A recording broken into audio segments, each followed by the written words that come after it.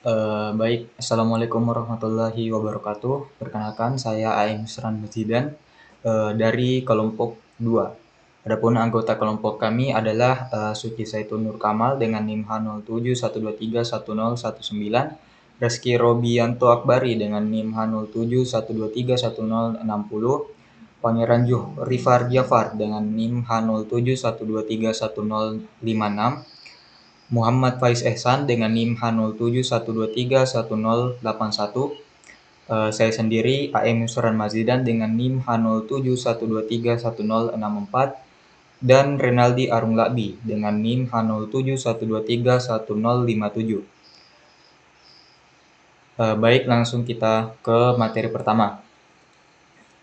Materi pertama adalah keunggulan kompetitif dan strategis dari sistem informasi.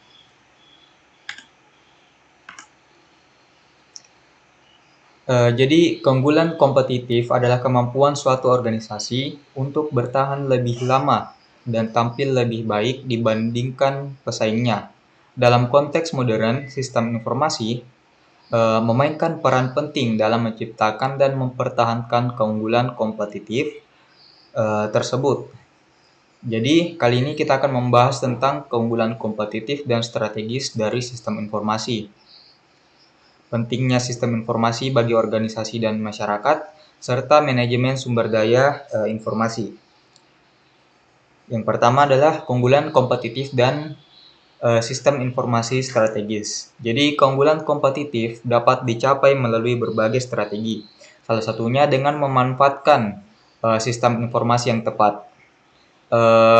Michael E. Porter memperkenalkan model Five Forces yang digunakan untuk memahami daya saing dan potensi keuntungan dalam industri.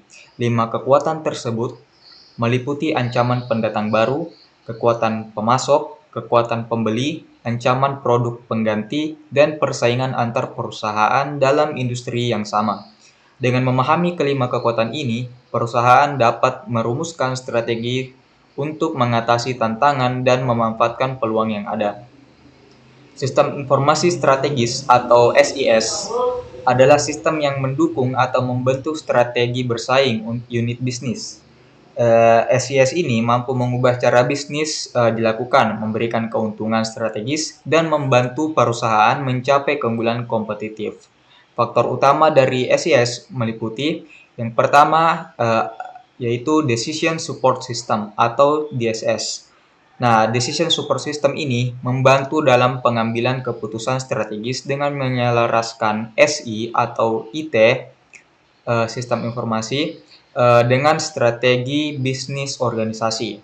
Selanjutnya adalah Enterprise Resource Planning atau ERP, yakni mengintegrasikan proses bisnis untuk memenuhi tujuan perusahaan dan optimalisasi sumber daya. Selanjutnya adalah Database System. Nah, database system ini memungkinkan penggunaan informasi yang optimal untuk pemasaran, produksi, promosi, dan inovasi. Selanjutnya adalah Real-Time System, yakni untuk menjaga respons cepat dan indikator yang berkualitas. Selain itu, TI juga berperan penting dalam manajemen strategis dengan menciptakan aplikasi inovatif, mengubah proses bisnis, menghubungkan dengan mitra bisnis, mengurangi biaya, membangun hubungan dengan pemasok dan pelanggan, menciptakan produk baru, dan menyediakan intelijen kompetitif. Selanjutnya adalah pentingnya sistem informasi bagi organisasi dan masyarakat.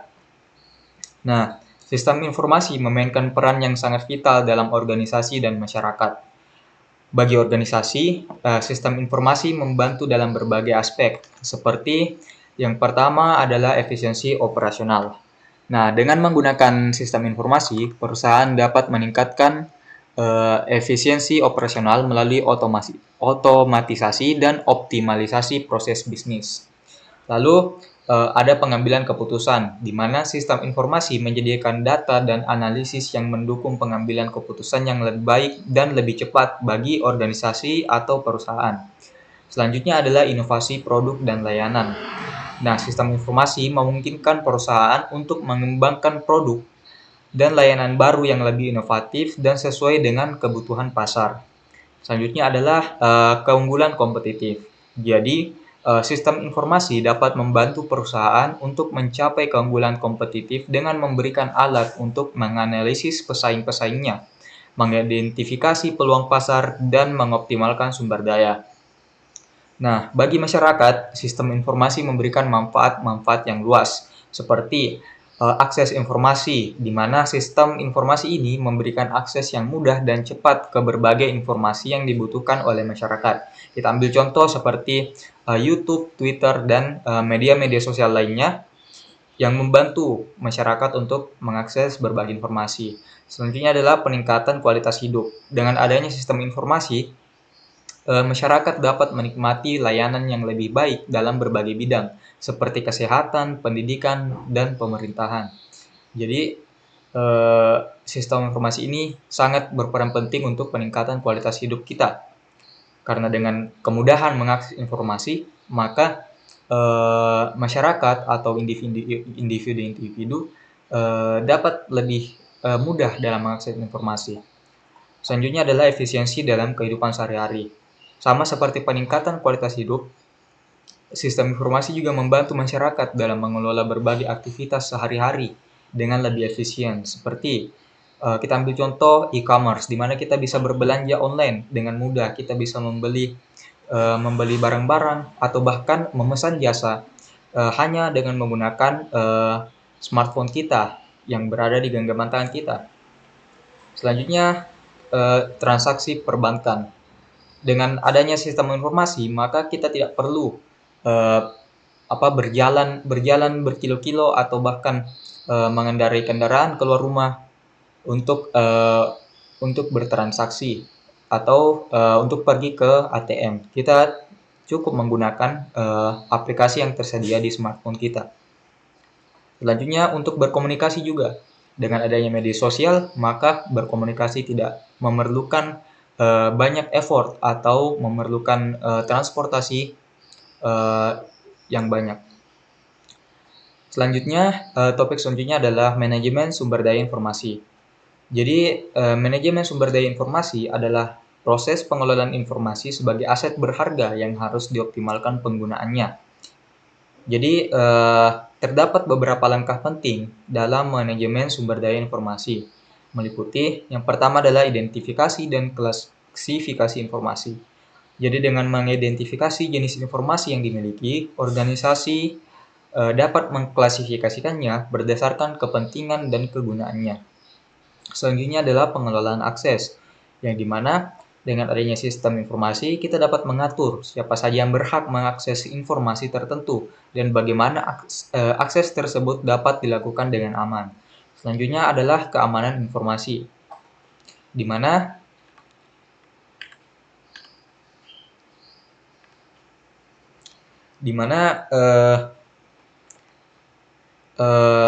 dengan keamanan informasi ini, kita dapat melindungi informasi dari ancaman dan kebocoran dengan menggunakan teknologi keamanan yang tepat. Selanjutnya adalah pemanfaatan teknologi, di mana kita dapat menggunakan teknologi informasi untuk mengumpulkan, menyimpan, dan menganalisis data secara efektif. Selanjutnya adalah untuk evaluasi dan pemeliharaan, di mana kita dapat secara rutin mengevaluasi dan memelihara sistem informasi untuk memastikan bahwa sistem tersebut berfungsi dengan baik dan dapat memenuhi kebutuhan organisasi. Nah, keunggulan kompetitif dan strategis sistem informasi sangat penting dalam dunia bisnis modern. Dengan memanfaatkan sistem informasi secara efektif, organisasi dapat meningkatkan efisiensi operasional, mendukung pengambilan keputusan, mengembangkan produk dan layanan inovatif, serta mencapai dan mempertahankan keunggulan kompetitif. Selain itu, sistem informasi juga memberikan manfaat besar bagi masyarakat dengan menyediakan akses informasi, meningkatkan kualitas hidup dan efisiensi dalam kehidupan sehari-hari. Manajemen sumber daya informasi yang baik adalah kunci untuk memaksimalkan nilai dari sistem informasi tersebut.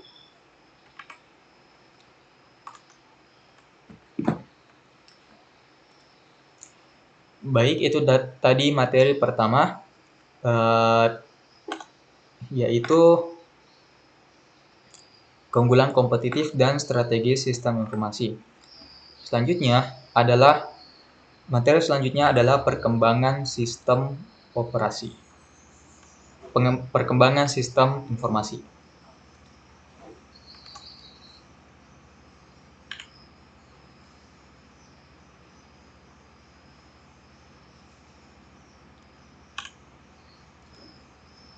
Adapun materi yang akan kita bahas pada materi ini yaitu Software Development Lifecycle atau SDLC.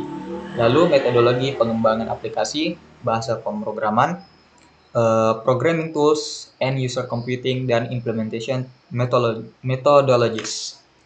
Nah, yang pertama adalah pengembangan sistem informasi. Jadi pengembangan sistem informasi yang efektif dan efisien adalah kunci bagi keberhasilan suatu organisasi dalam dunia digital. Dalam proses ini terdapat beberapa elemen penting yang perlu diperhatikan, yaitu Software Development Lifecycle atau SDLC. Lalu metodologi pengembangan aplikasi, bahasa pemrograman, alat pemrograman, komputasi pengguna akhir atau end user computation, dan metodologi implementasi. Nah, yang pertama adalah Software Development Lifecycle atau SDLC. Jadi SDLC adalah kerangka kerja yang mendefinisikan tahapan yang dilalui oleh pengembang perangkat lunak dalam pembuatan dan pemeliharaan sistem informasi. Jadi Software Development Lifecycle ini adalah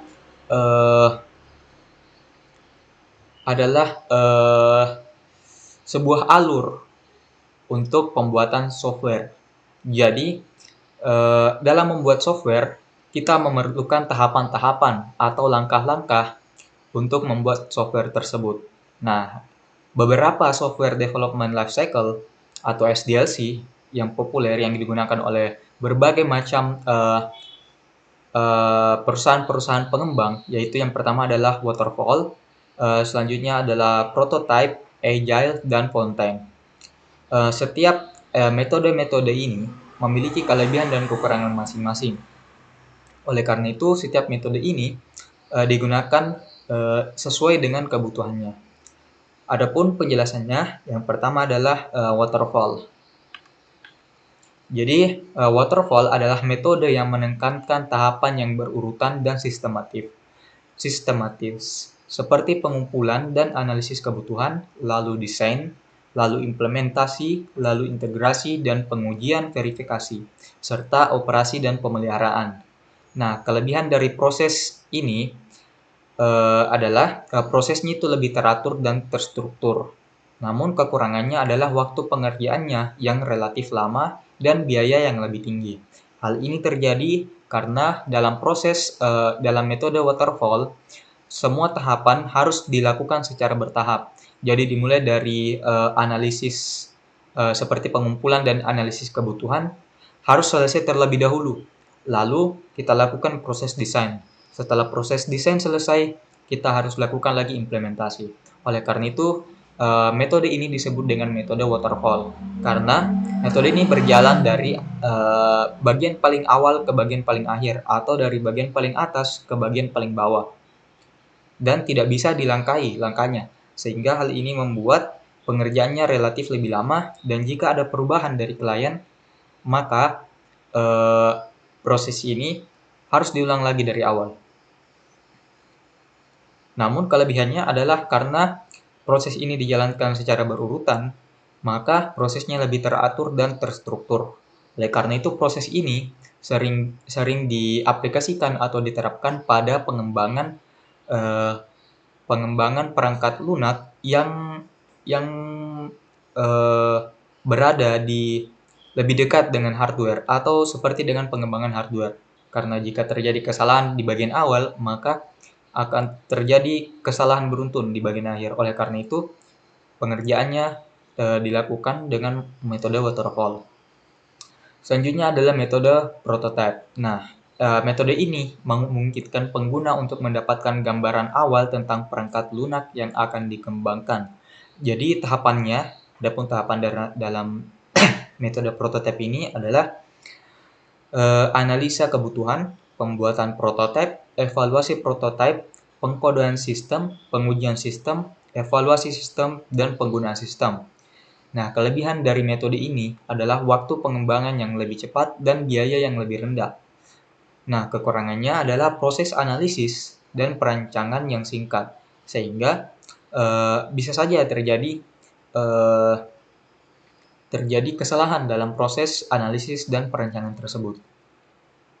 Nah, alasan prototipe ini bekerja lebih cepat dan dengan biaya yang lebih rendah karena proses analisa kebutuhan serta pembuatan prototipe atau pembuatan bentuk awal dari softwarenya itu dilakukan secara hampir bersamaan. Nah, hal ini untuk mengikuti keinginan klien yang dapat berubah-ubah. Namun, tentu saja terdapat beberapa kerumitan dalam metode ini. Selanjutnya, metode Agile. Nah, metode ini adalah salah satu metode yang paling fleksibel, yang memungkinkan pengembangan dilakukan dalam jangka pendek dengan adaptasi cepat terhadap perubahan.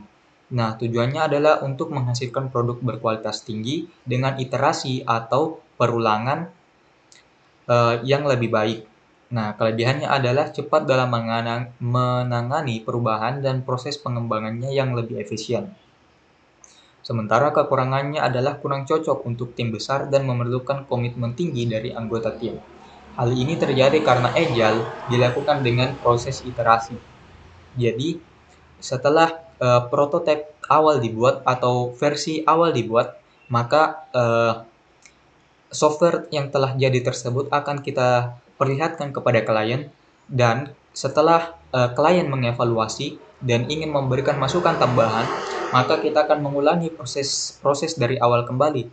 Kita akan mulai lagi mendesain fitur-fitur apa yang ingin kita tambahkan dalam software tersebut.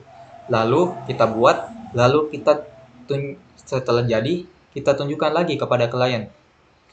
Nah, setelah akhirnya beberapa kali iterasi, misalnya 3 kali iterasi, setelah klien sudah puas dengan hasil jadi dari softwarenya, maka akhirnya iterasi Agile tersebut masuk ke tahapan akhir, ke tahapan deploy.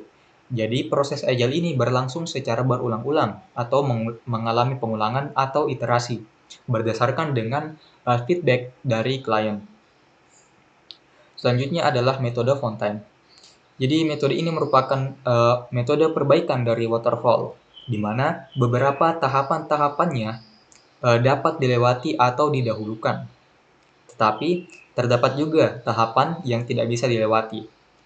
Nah, tahapannya meliputi spesifikasi kebutuhan pengguna, spesifikasi kebutuhan perangkat lunak, desain sistem, desain program implementasi, pengujian program unit, pengujian sistem, penggunaan program, dan pemeliharaan perangkat lunak. Kelebihan dari metode ini adalah proses yang lebih fleksibel dan terstruktur, sedangkan kekurangannya adalah waktu pengerjaan yang lebih lama dan biaya yang lebih tinggi. Selanjutnya adalah metode pengembangan aplikasi. Jadi metode pengembangan aplikasi adalah pendekatan sistematis yang digunakan untuk merancang, mengembangkan, dan memelihara aplikasi perangkat lunak. Beberapa metodologi yang umum digunakan adalah Rapid Application Development atau RAD. Nah, RAD ini fokus pada pengembangan aplikasi dalam waktu singkat dengan menggunakan prototyping dan iterasi. Kelebihannya adalah pengembangan yang lebih cepat dan respon terhadap perubahan yang baik, sedangkan kekurangannya adalah kurang cocok untuk proyek besar dan kompleks. Jadi metode ini sesuai dengan metode prototype di dalam software development lifecycle, sesuai dengan prototype dan agile. Selanjutnya adalah extreme programming atau XP. Nah, metodologi ini menekankan pada pengembangan yang cepat, komunikasi yang intensif, dan feedback yang kontinu. Kelebihannya adalah fleksibilitas yang tinggi dan kualitas kode atau program yang lebih baik. Sedangkan kekurangannya adalah metodologi ini memerlukan komitmen yang tinggi dari tim dan pelanggan. Selanjutnya adalah Scrum. Nah, Scrum ini adalah kerangka kerja yang menggunakan interaksi pendek dan berfokus pada peningkatan terus-menerus melalui feedback dan evaluasi rutin. Nah, kelebihannya adalah fleksibilitas dan adaptasi yang tinggi. Sementara kekurangannya adalah metodologi ini membutuhkan pelatihan dan komitmen dari semua anggota tim. Jadi metodologi Scrum ini digunakan pada uh, metode Agile, di mana uh, metode Agile itu menggunakan Scrum dalam proses iterasi.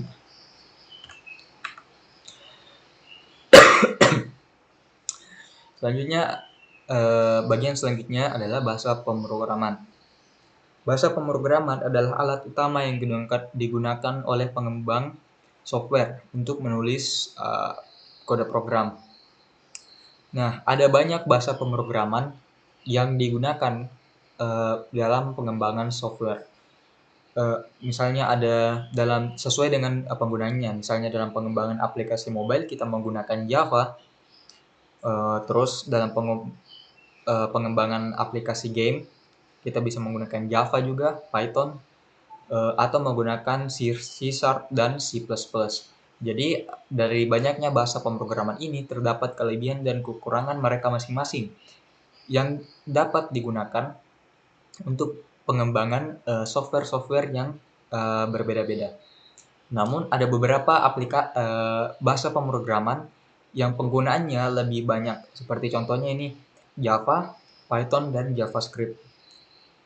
Nah, Java adalah bahasa pemrograman berorientasi objek yang banyak digunakan untuk aplikasi enterprise atau perusahaan, aplikasi mobile, dan web. Nah, kelebihan dari Java ini adalah platformnya yang independen dan memiliki dukungan komunitas yang luas. Selanjutnya adalah Python. Nah, Python adalah bahasa pemrograman yang sederhana dan mudah dipelajari. Dan juga karena kemudahan dari bahasa Python ini, maka bahasa Python ini dapat digunakan untuk berbagai macam jenis software, misalnya untuk mengembangkan aplikasi web, aplikasi desktop, bahkan juga digunakan untuk pengembangan game. Terus ada JavaScript. Nah, JavaScript adalah bahasa yang sering sekali digunakan atau bahkan harus digunakan dalam pengembangan web, front end maupun back end. Seperti contohnya semua aplikasi web app. Nah, alasan JavaScript digunakan adalah fleksibilitasnya yang tinggi dan banyaknya framework yang mendukung pengembangan aplikasi web. Jadi, setiap bahasa-bahasa tersebut bisa berdiri sendiri seperti Java, Python, dan JavaScript. Namun, untuk memudahkan dalam pengembangan aplikasi-aplikasi atau software, maka dibuatlah sebuah framework. Framework ini adalah seperti struktur kerja yang telah disiapkan menggunakan bahasa tertentu. Misalnya, untuk membuat aplikasi web, dibuatlah sebuah framework bernama Django. Nah, Django ini menggunakan Python. Jadi, di mana program Python telah dimodifikasi agar program tersebut bisa digunakan untuk mengembangkan aplikasi website. Begitu juga dengan JavaScript, begitu juga dengan Java. Jadi, framework itu digunakan untuk membantu dalam mengembangkan aplikasi-aplikasi tertentu menggunakan bahasa-bahasa yang telah ada. Selanjutnya adalah programming tools. Jadi programming tools adalah perangkat yang digunakan oleh pengembang atau programmer untuk menulis, menguji, dan memelihara kode program. Beberapa alat pemrograman yang digunakan itu adalah IDE atau Integrated Development Environment. Selanjutnya adalah Version Control System atau VCS dan Build Tools. Nah, kita ambil contoh untuk mengembangkan aplikasi seperti website dan lain-lainnya, dibutuhkan sebuah aplikasi untuk mengetik atau melakukan proses ngoding. untuk mengetik program-program yang dibutuhkan dalam mengembangkan aplikasi tersebut. Oleh karena itu dibutuhkan yang namanya Integrated Development Environment seperti VS Code, PyCharm, Sublime, dan lain-lainnya. Hal ini digunakan untuk membantu programmer untuk uh, untuk mengetik atau menuangkan program-program yang ingin mereka berikan. Selanjutnya adalah version control system. Nah, di dalam proses pemrograman terdapat beberapa tahapan atau eh, versi-versi tertentu, misalnya dari versi sebelumnya ke versi selanjutnya. Nah, bagaimana cara programmer untuk mengatur atau mengetahui versi-versi tersebut? Nah, disitulah letak fungsi dari version control system seperti Git. Jadi dengan Git, programmer dapat dengan lebih mudah mengetahui atau mengatur versi-versi yang ingin mereka kerjakan. Selain itu, dengan version control system ini, programmer juga dapat bekerja secara bersama-sama dalam satu aplikasi yang sama untuk mengerjakan bagian-bagian mereka masing-masing, kemudian akhirnya disatukan menjadi satu software atau aplikasi. Selanjutnya build tools. Jadi dari sekian banyak teknologi-teknologi yang telah digabungkan untuk pengembangan aplikasi tersebut, maka diperlukan build tools untuk mengubah teknologi-teknologi berbeda tersebut menjadi satu aplikasi yang saling yang utuh. Selanjutnya adalah end user computing. Jadi end user computing atau EUC adalah konsep di mana pengguna akhir atau end user dapat mengembangkan dan mengelola aplikasi mereka sendiri tanpa bantuan signifikan dari uh, dari departemen IT atau dari pengembang itu sendiri. Jadi EUC memungkinkan pengguna untuk lebih cepat mendapatkan solusi yang sesuai dengan kebutuhan mereka. Nah, contoh dari EUC adalah misalnya spreadsheet software atau Microsoft Excel. Jadi Microsoft Excel itu memiliki uh, fitur yang dimana kita bisa membuat rumus kita sendiri, bahkan membuat fitur dari aplikasi kita sendiri dengan menggunakan yang namanya makro atau plugin. Hal itu juga sering dilakukan di aplikasi-aplikasi editor seperti Photoshop, CorelDRAW, bahkan aplikasi Microsoft lainnya. Jadi kita dapat dengan lebih mudah mengatur aplikasi atau menggunakan aplikasi sesuai dengan kebutuhan kita. Selanjutnya adalah implementation methodologies. Jadi implementation methodologies atau metodologi implementasi adalah pendekatan yang digunakan untuk menginstal dan mengoperasikan sistem informasi yang baru. Jadi beberapa metodologi implementasi yang umum digunakan adalah direct cutover, parallel running, dan phase implementation. Jadi direct cutover ini adalah metodologi di mana sistem yang lama digantikan dengan sistem yang baru pada waktu tertentu. Kelebihan dari metodologi ini adalah transisinya yang cepat, sedangkan kekurangannya adalah resiko yang tinggi jika terjadi kegagalan. Selanjutnya adalah parallel running, di mana metodologi ini di mana sistem yang lama dan baru dijalankan secara bersamaan untuk beberapa waktu. Kelebihannya adalah risiko yang lebih rendah, namun kekurangannya adalah biaya yang lebih tinggi karena memerlukan dukungan untuk dua sistem. Selanjutnya adalah phase implementation, di mana sistem yang baru diimplementasikan secara bertahap. Jadi, kelebihannya adalah risikonya yang lebih rendah dan memungkinkan penyesuaian bertahap. Sementara kekurangannya adalah waktu yang lebih lama untuk implementasi penuh. Jadi, pengembangan sistem informasi yang efektif melibatkan pemahaman mendalam tentang SDLC. metodologi pengembangan aplikasi, bahasa pemrograman, alat pemrograman, komputasi, end user, dan metodologi implementasi dengan memilih dan mengelola elemen-elemen ini secara tepat. Organisasi dapat mencapai efisiensi operasional, kualitas produk yang tinggi, dan respon yang cepat terhadap kebutuhan pengguna. Baik, sekian materi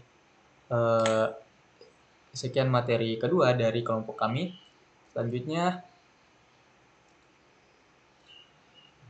Materi selanjutnya adalah pengaruh globalisasi dan teknologi informasi terhadap perubahan global dan kesenjangan digital. Adapun topik pembahasan dalam materi kali ini, yang pertama adalah konsep globalisasi, yang kedua adalah peran IT pada globalisasi, yang ketiga adalah masalah yang dihadapi dalam globalisasi, lalu yang keempat adalah kesenjangan digital.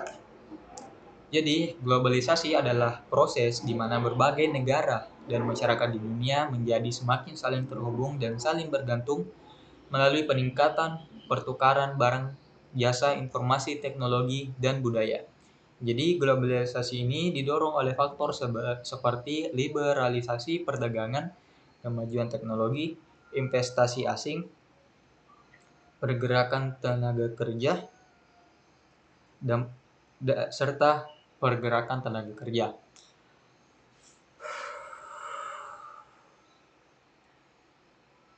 Dampak globalisasi dapat dilihat dalam peningkatan volume perdagangan internasional dan penyebaran teknologi serta informasi di seluruh dunia.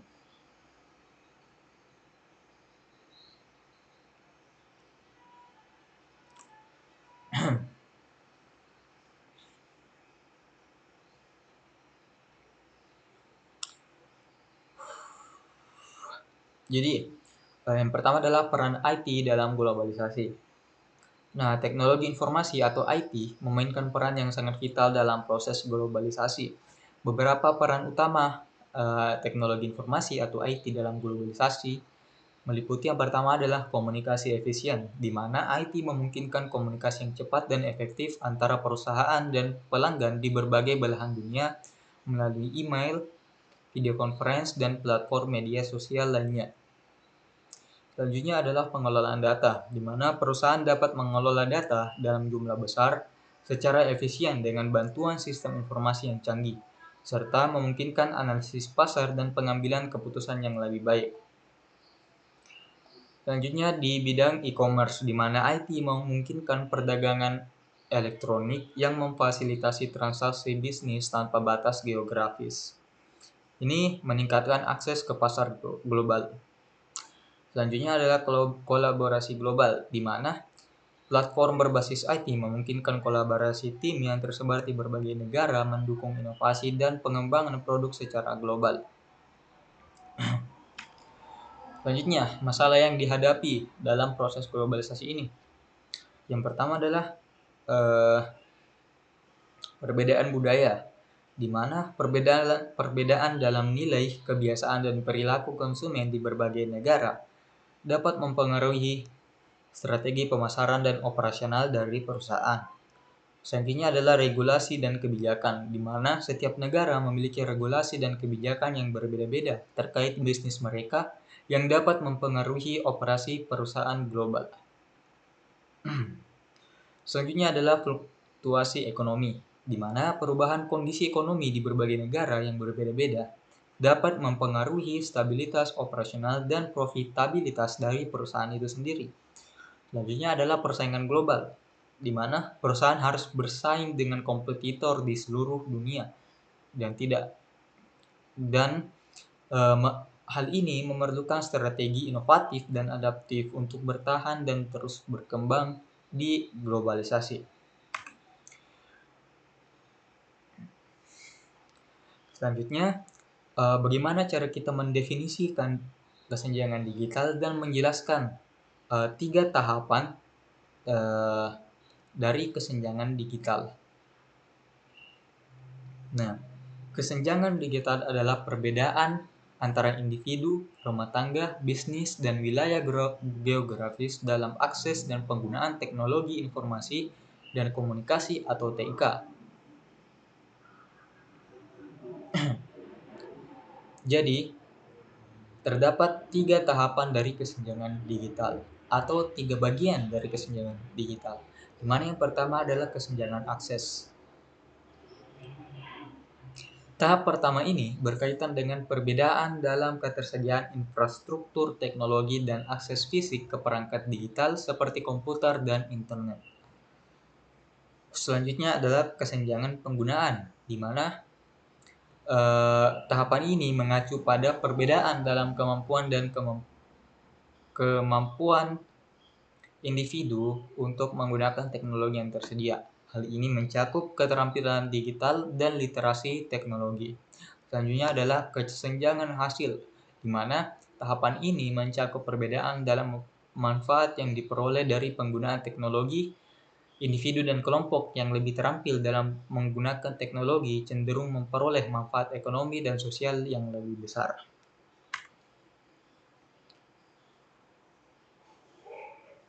Jadi, globalisasi dan perkembangan IT telah mengubah cara perusahaan beroperasi dan berinteraksi di pasar global. Meskipun memberikan banyak peluang, globalisasi juga membawa berbagai tantangan yang harus dihadapi oleh perusahaan.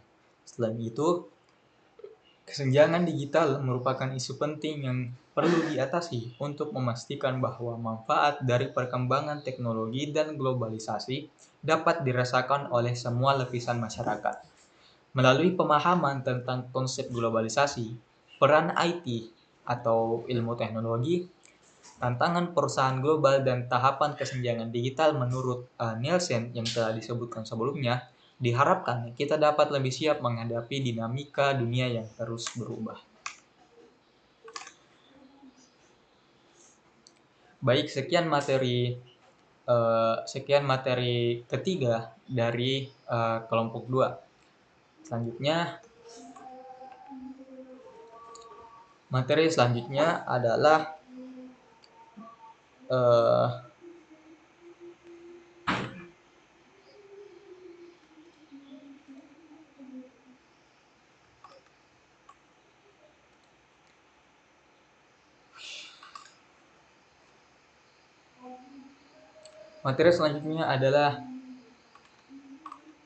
e-bisnis dan e-commerce, bentuk-bentuk e-commerce, pembayaran elektronik, serta etika dan hukum elektronik.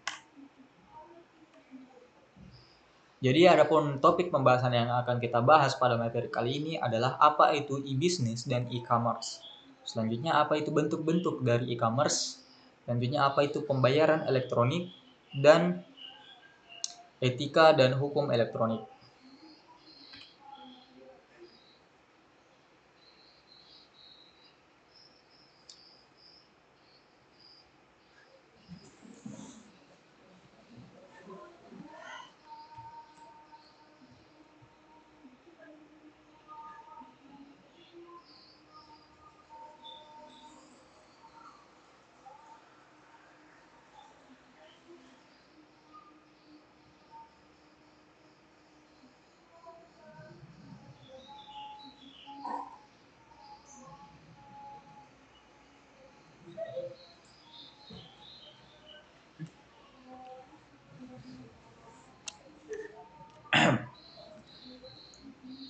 Selanjutnya,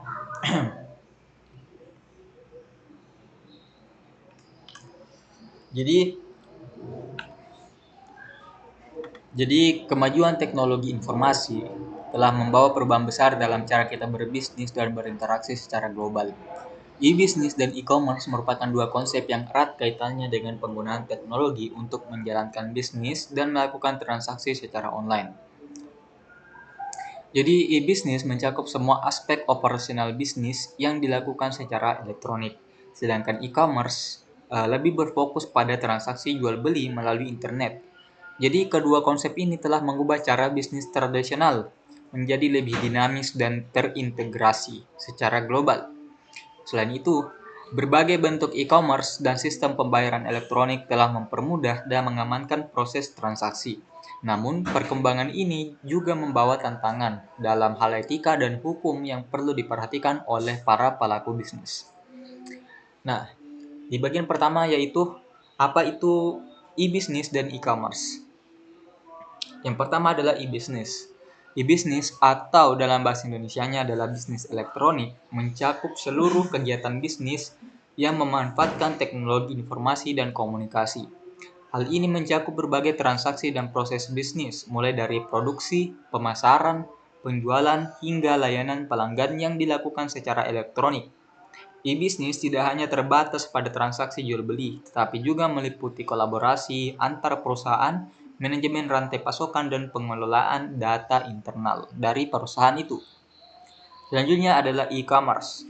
E-commerce atau dalam bahasa Indonesianya adalah perdagangan elektronik adalah bagian dari e-bisnis yang berfokus pada transaksi jual beli produk atau jasa melalui internet.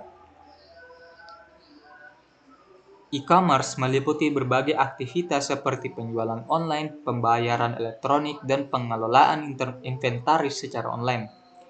Seperti kita ambil contoh Grab, Tokopedia, Shopee, dan berbagai macam aplikasi-aplikasi internet lainnya. Tujuan utama dari e-commerce ini adalah untuk mempermudah proses transaksi antara penjual dan pembeli dengan menggunakan platform digital. Adapun bentuk-bentuk dari e-commerce adalah business to consumer atau B2B. Model B2B ini melibatkan transaksi antara entitas bisnis antara dua entitas bisnis, contohnya termasuk produsen yang menjual produk ke grosir atau grosir yang menjual ke pengecer. Jadi platform B2B ini biasanya berfokus pada volume transaksi yang besar dan hubungan jangka panjang antara pelaku bisnis. Misalnya adalah dari produsen dan grosir dan pengecer tadi. Selanjutnya adalah business to consumer atau B2C. Jadi model B2C ini melibatkan transaksi antara bisnis dan konsumen akhir. Jadi contoh yang paling umum adalah toko online yang menjual produknya langsung kepada konsumen. Di mana model ini menekankan pada kemudahan dan kenyamanan konsumen dalam melakukan pembelian. Kita ambil contoh seperti Tokopedia, Shopee, dan aplikasi-aplikasi jual beli online lainnya. Selanjutnya adalah consumer to consumer, di mana model C2C atau consumer to consumer ini melibatkan transaksi antara konsumen dengan konsumen lainnya, biasanya difasilitasi oleh platform pihak ketiga seperti eBay atau Tokopedia. Jadi model ini memungkinkan individu untuk menjual barang atau jasa langsung ke orang lain. Jadi di mana platform e-commerce ini bekerja atau berperan sebagai jembatan antara kedua customer ini untuk saling berkomunikasi atau saling menyediakan barang atau jasa. Selanjutnya adalah consumer to business atau C2B. Jadi bentuk ini melibatkan transaksi di mana individu menawarkan produk atau jasa kepada perusahaan. Contohnya adalah seperti influencer yang menawarkan jasa promosi produk kepada perusahaan melalui media sosial. Atau dalam kata lain itu promosi iklan atau endorse. Selanjutnya adalah pembayaran elektronik. Di mana dengan adanya globalisasi dan perkembangan sistem informasi, maka pembayaran tidak hanya dapat dilakukan secara langsung atau manual. Kita dapat melakukannya secara elektronik dengan menggunakan beberapa media pembayaran elektronik seperti kartu kredit dan debit, di mana pembayaran menggunakan kartu kredit dan debit adalah metode yang paling umum digunakan dalam transaksi e-commerce.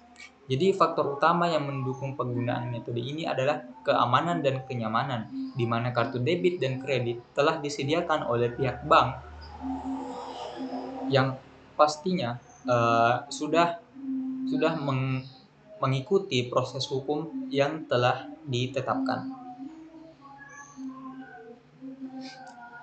Lalu selanjutnya adalah e-wallet, di mana e-wallet atau dompet elektronik adalah layanan yang memungkinkan pengguna untuk menyimpan uang dalam bentuk digital dan melakukan pembayaran secara online. Nah, e-wallet ini bekerja hampir sama seperti bank. Namun, e-wallet ini berfungsi sebagai dompet pribadi, sehingga tentunya e-wallet ini memiliki batasan jumlah yang bisa mereka tanggung. Selain itu, e-wallet juga tidak memiliki bunga penyimpanan serta biaya operasional selain biaya admin selama proses transaksinya. Contoh-contohnya adalah OVO, GoPay, PayPal, dan lain-lainnya. Selanjutnya adalah transfer bank. Jadi metode transfer bank online ini melibatkan transfer uang langsung dari rekening bank pengguna ke rekening bank penjual. Jadi banyak platform e-commerce menyediakan opsi pembayaran ini karena keandalannya sama seperti kartu kredit dan debit. Transfer bank ini disediakan langsung oleh pihak bank yang telah mengikuti dan melalui proses-proses hukum yang telah berlaku, sehingga transfer bank ini lebih aman. Selain itu, transfer bank juga menyediakan yang namanya virtual account billing,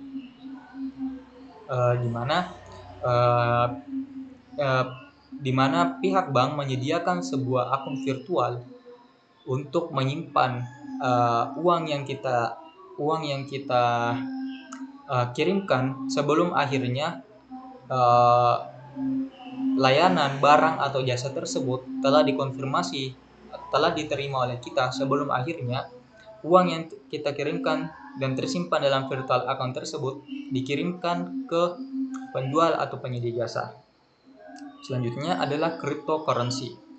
Nah, metode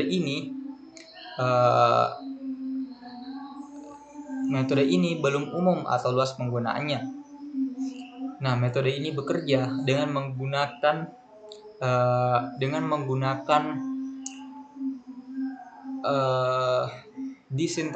decentralized network, di mana hardware atau alat yang kita gunakan itu ikut serta dalam mengamankan transaksinya, di mana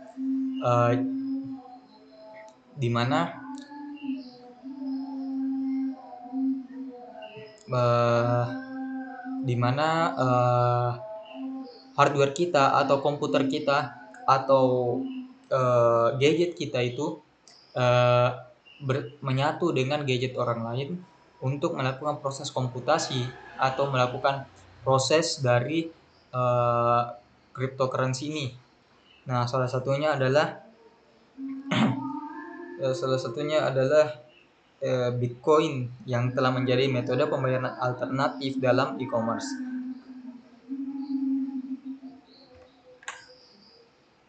Selanjutnya adalah etika dan hukum elektronik. Yang pertama adalah etika elektronik, di mana etika elektronik ini melibatkan prinsip-prinsip moral yang harus dipatuhi oleh pelaku bisnis dalam melakukan transaksi online. Hal ini termasuk transparansi dalam berkomunikasi dengan pelanggan, perlindungan data pribadi, dan kejujuran dalam iklan dan penawaran. Selanjutnya adalah hukum elektronik yang mencakup regulasi yang mengatur transaksi dan aktivitas bisnis yang dilakukan secara online. Hal ini termasuk perlindungan konsumen, keamanan data, hak cipta digital, dan hukum kontrak elektronik. Pelaku bisnis harus mematuhi berbagai regulasi ini untuk menghindari masalah hukum dan menjaga reputasi bisnis mereka. Jadi, teknologi informasi dan komunikasi telah mengubah dunia bisnis, menjadikan e-bisnis dan e-commerce menjadi sangat vital. E-bisnis itu mencakup semua aspek operasional elektronik, sedangkan e-commerce itu fokus pada transaksi jual beli, di mana e-commerce ini merupakan salah satu bagian dari e-bisnis. Jadi eksistensi berbagai bentuk e-commerce seperti B2B, B2C, C2C, dan C2B, tiap satu dengan model interaksi unik antara bisnis dan konsumen. Sistem pembayaran elektronik seperti kartu kredit, e-wallet, transfer, bank online, dan cryptocurrency mempermudah transaksi online dengan kelebihan dan tantangannya masing-masing.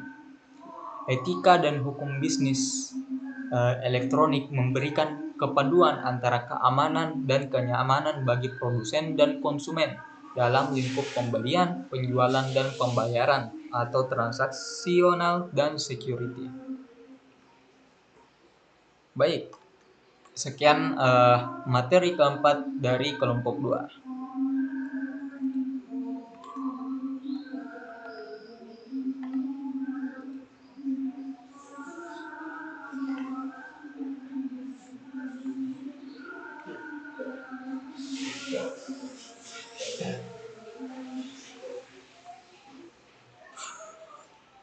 Materi selanjutnya adalah etika sistem informasi, kekayaan intelektual, dan privasi.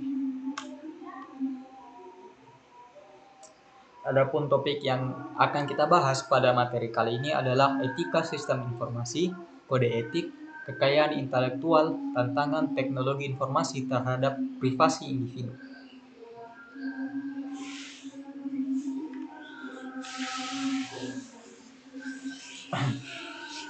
Jadi kali ini kita akan membahas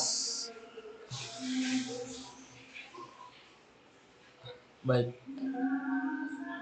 Jadi etika sistem informasi mengacu pada prinsip-prinsip moral yang mengatur penggunaan teknologi informasi.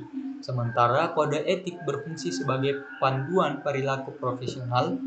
Selanjutnya adalah kekayaan intelektual yang mencakup hak cipta, hak paten, dan merek dagang yang memberikan perlindungan hukum terhadap karya kreatif atau penemuan dan inovasi.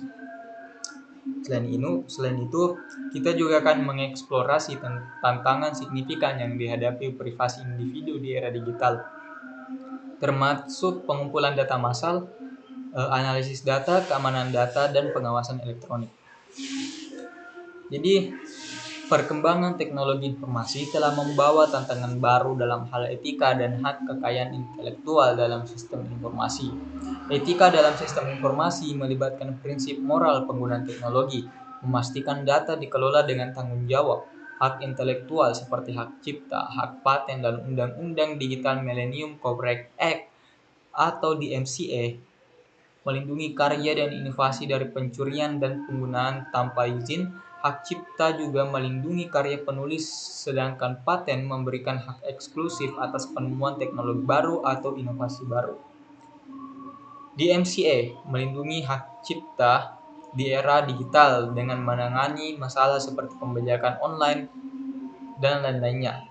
Privasi pengguna juga menjadi perhatian utama dengan konsep Non-Obvious Relationship Awareness atau NORA yang mengidentifikasi hubungan tersembunyi antara data yang tampaknya tidak terkait. Selanjutnya, memahami dan mengelola aspek ini sangat penting untuk menciptakan ekosistem digital yang etis, aman, dan adil. Yang pertama adalah etika sistem informasi. Jadi etika sistem informasi adalah cabang etika yang menyoroti isu-isu moral dan profesional yang muncul dari pengembangan dan penggunaan teknologi informasi atau TI.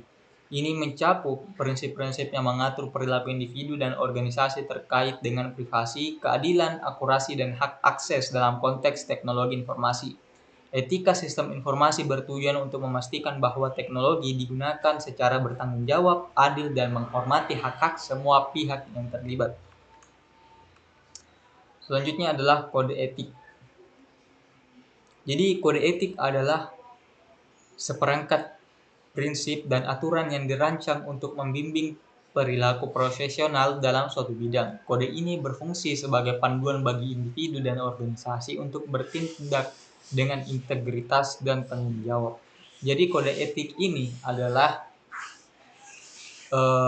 panduan yang harus diikuti oleh semua pelaksana atau semua orang yang melakukan proses dari sistem informasi. Nah, di dalam kode etik ini sendiri terdapat kelebihan dan kekurangan, di mana kelebihannya adalah interpretasi yang berbeda. Misalnya, kode etik ini dapat diinterpretasikan atau dipahami secara berbeda oleh individu yang berbeda, yang dapat menyebabkan inkonsistensi dalam penerapannya. Selanjutnya adalah kepatuhan formal, di mana individu atau organisasi mungkin mematuhi kode etik, namun hanya secara formal, tanpa benar-benar menginternalisasi atau mengimplementasi prinsip-prinsipnya. Selanjutnya adalah keterbatasan cakupan, di mana kode etik ini tidak mencakup semua situasi yang akan dihadapi, sehingga hal ini meninggalkan celah dalam panduan yang diberikan. Selanjutnya adalah tantangan dalam penegakan, di mana untuk mengawasi dan menegakkan kepatuhan terhadap kode etik ini bisa menjadi sulit, terutama dalam organisasi besar di berbagai yurisdiksi.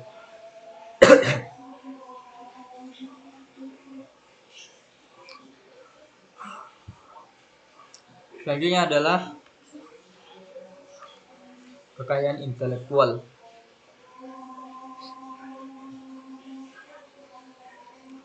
Jadi, apa itu kekayaan intelektual? Jadi, kekayaan intelektual merujuk pada ciptaan pikiran seperti penemuan, karya sastra, dan seni, desain serta simbol, nama, dan gambar yang digunakan dalam perdagangan. Hak kekayaan intelektual memberikan hak eksklusif kepada penciptanya untuk mengkomersialkan dan melindungi karyanya. Jadi, kekayaan intelektual ini adalah hasil inovasi dari pikiran individu. Oleh karena itu, diperlukan sebuah perlindungan terhadap hasil inovasi tersebut agar tidak diikuti atau diplagiasi oleh orang lain atau organisasi lain. Oleh karena itu diperlukan namanya perlindungan hak cipta, hak paten, dan merek dagang. Di mana hak cipta itu memberikan perlindungan terhadap karya asli yang diekspresikan dalam bentuk fisik seperti buku, musik, dan film. Jadi hak cipta ini memberikan hak eksklusif untuk memperbanyak, mendistribusikan dan menampilkan karya tersebut. Selanjutnya adalah hak paten, di mana hak paten ini memberikan hak eksklusif kepada penemu untuk membuat, menggunakan, dan menjual penemuan baru sehingga penemuan ini dapat bermanfaat bagi mereka. Hak paten biasanya berlaku selama 20 tahun dan bertujuan untuk mendorong inovasi dengan memberikan insentif ekonomi kepada penemu. Jadi, jika penemu tersebut membuat sebuah terobosan atau penemuan atau inovasi dan digunakan oleh pihak-pihak lain, maka pihak lain tersebut harus memberikan sebuah komisi atau memberikan uang kepada penemu hak paten tersebut, sehingga hak penemu tersebut mendapat keuntungan dari hasil temuannya yang telah digunakan oleh berbagai macam organisasi atau telah diterapkan oleh khalayak umum. Selanjutnya adalah merek dagang, di mana merek dagang ini memberikan perlindungan terhadap tanda, simbol, atau frasa yang digunakan untuk mengidentifikasi dan membedakan produk atau layanan dari yang lain. Jadi, merek dagang ini atau trademark itu memberikan sebuah kemudahan bagi perusahaan yang memiliki ciri khas atau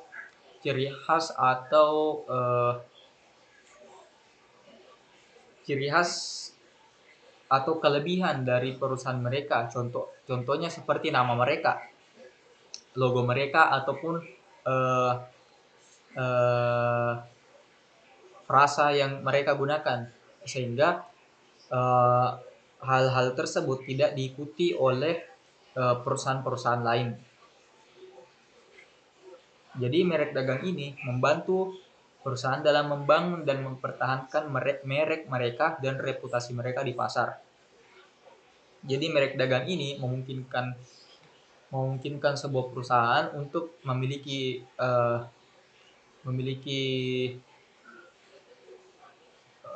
eksklusivitas terhadap suatu hal, sehingga hal tersebut tidak dicontohi oleh perusahaan lain yang mungkin eh, dapat menjadi saingan dari perusahaan tersebut. Selanjutnya adalah tantangan teknologi dalam hal-hal tadi. Seperti ada pengumpulan data massal, di mana teknologi modern memungkinkan pengumpulan data pribadi dalam jumlah besar tanpa sepengetahuan atau persetujuan individu. Seperti contohnya adalah pelacakan online atau penggunaan cookies. Nah, jadi dengan pengumpulan data massal ini, uh, sebuah pihak atau organisasi dapat mengambil data yang banyak dari berbagai macam sumber. Contohnya dapat mengambil nama, umur dan hal-hal lain dari user tertentu, dia dikumpulkan secara banyak. Hal ini dapat membuat mereka dengan lebih mudah menganalisis apa yang sedang terjadi atau apa kebutuhan dari pasar. Selanjutnya adalah analisis data dan non-obvious relationship awareness. Jadi NORA ini atau non-obvious relationship awareness ini adalah kemampuan untuk menganalisis data yang besar yang dapat mengungkapkan hubungan yang tidak jelas sebelumnya, yang dapat mengarah pada pengungkapan informasi pribadi yang sensitif tanpa persetujuan individu. Di mana dari pengumpulan data massal tersebut, data tersebut kemudian dianalisis sehingga ditemukan suatu pola-pola tertentu yang dapat digunakan untuk mengendalikan ataupun memahami apa yang dibutuhkan oleh pasar. Selanjutnya adalah tantangan dalam kerahasiaan dan keamanan data, di mana karena dengan pengumpulan data massal tersebut dan tentu saja data tersebut disimpan dan diproses secara digital, maka ancaman terhadap keamanan dan kerahasiaan data juga meningkat, seperti resiko peretasan dan pencurian identitas. Hal ini baru-baru saja terjadi di mana data nasional kita, pusat data nasional kita dihack atau dicuri datanya oleh pihak-pihak tertentu, yang mengakibatkan semua data-data kita yang sangat-sangat penting bagi kita itu didapat oleh orang lain dan dapat digunakan untuk menyerang atau mengetahui apa diri kita. Selanjutnya adalah pengawasan elektronik. Jadi penggunaan teknologi itu dapat digunakan untuk memantau aktivitas individu, baik oleh pemerintah maupun perusahaan, yang dapat mengancam privasi dan kebebasan individu. Di mana dengan pengawasan elektronik, orang yang memegang hak untuk pengawasan tersebut dapat mengetahui lokasi kita ataupun kondisi kita, bahkan tanpa sepengetahuan kita. Jadi, perkembangan teknologi informasi memunculkan tantangan etika dan hak kekayaan intelektual. Etika teknologi dan pengolahan data yang bertanggung jawab penting, seperti hak cipta, hak paten, dan DMCA yang melindungi karya dari pencurian. Privasi pengguna dengan konsep NORA juga krusial. Untuk memahami dan mengelola aspek ini penting untuk diterapkan ekosistem digital yang etis, aman, dan adil. Baik, sekian presentasi saya dari kelompok 2. Terima kasih. Assalamualaikum warahmatullahi wabarakatuh.